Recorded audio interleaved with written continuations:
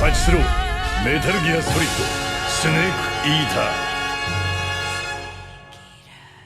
ー How's it going, everybody? It's Yeong here, and welcome to a Metal Gear Solid Snake Eater Pachinko news update.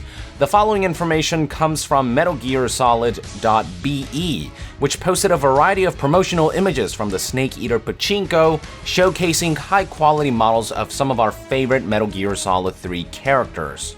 Despite the negative reception that the Metal Gear Solid Snake Eater Pachinko is getting, there is no denying that the cutscenes and the character models are all undeniably beautiful, so I want to, for once, just try to have a positive outlook here and just check out some of these images with you guys and share my thoughts. So first up, we have this model of Eva, and yeah, I mean, it looks great. Although I do think this Eva looks a bit too doll-like. It just doesn't quite capture that badass face that Eva has, along with her pretty face. But there's still like a shit ton of detail here, especially on her outfit, so I can still very much appreciate this.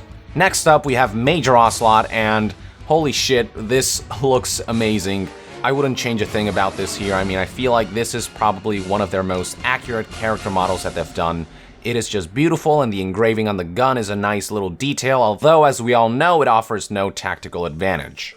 Next up, we have Paramedic, and she looks really good, but there's something about her face that doesn't quite match the original.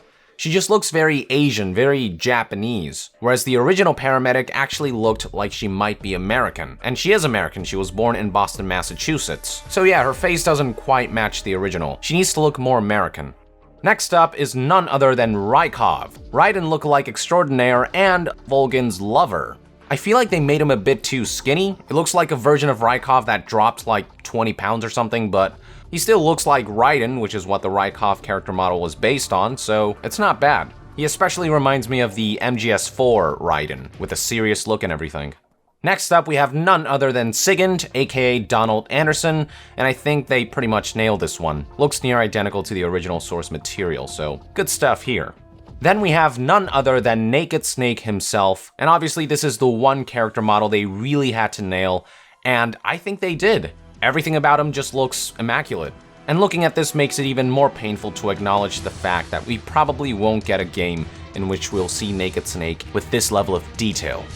Then we have a character model of Sokoloff, and this guy also looks pristine, near identical to the original. As Sokoloff would say, this character model is superb. And of course, we can't have Snake Eater without the boss. And I mean, yeah, this looks pretty freaking great. She is my favorite character in the whole Metal Gear series, so to see her realized in such high quality is definitely a treat for me. I think some of the texture on her sneaking suit is a little off. Like, the white parts of her sneaking suit should be a little more shiny, like a little more latexy, but this looks pretty damn good. Although for some reason, she looks kind of off in the trailers, but in this image alone, it looks just like her. And then we move on to members of the Cobra unit, and we have the End here, and oh my god, just all the creases on his face, the camo-like liver spots all over his head, the beard, the outfit, everything. This is probably one of my favorite character models that they've made. Then we have the Fear, who looks as creepy as ever, and once again, immaculate job with his character model. And this guy especially looks good when he's in motion, like in the Pachinko trailers. I especially love the level of detail that they put in his unique camo suit. Moving on, we have the Fury, and hell yeah, this guy looks awesome. He was probably one of the easier ones to recreate because you cannot see his face, but there's still a lot of details on his spacesuit-like outfit, and they did a great job bringing everything to life. Then we have this crazy mofo, the Pain, and his army of Hornets. I love that they actually put some of the Hornets in there, kind of a nice touch. And again, this looks just so good, it's hard not to be upset that it actually looks so good, especially when this is all going to some fucking Pachinko machines. But things like the detail on the deformed face is really awesome, and I would love to see what he looks like when he takes off the mask.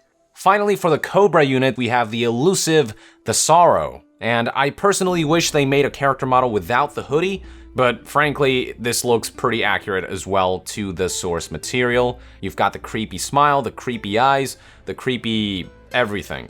And you've got a lot of details on the clothes and everything. Looks pretty close to real life. And of course, we cannot forget about Colonel Volgin of Gru, and I think for the most part, they nailed him. He looks like a slightly younger version of Volgin, but I love the amount of detail they put on the scars. Looks pretty freaking sick. And we did see him in motion in the most recent trailer, and again, it's painful to know that all these resources are being wasted on pachinko machines. But I'm gonna tune that out, try not to think about that.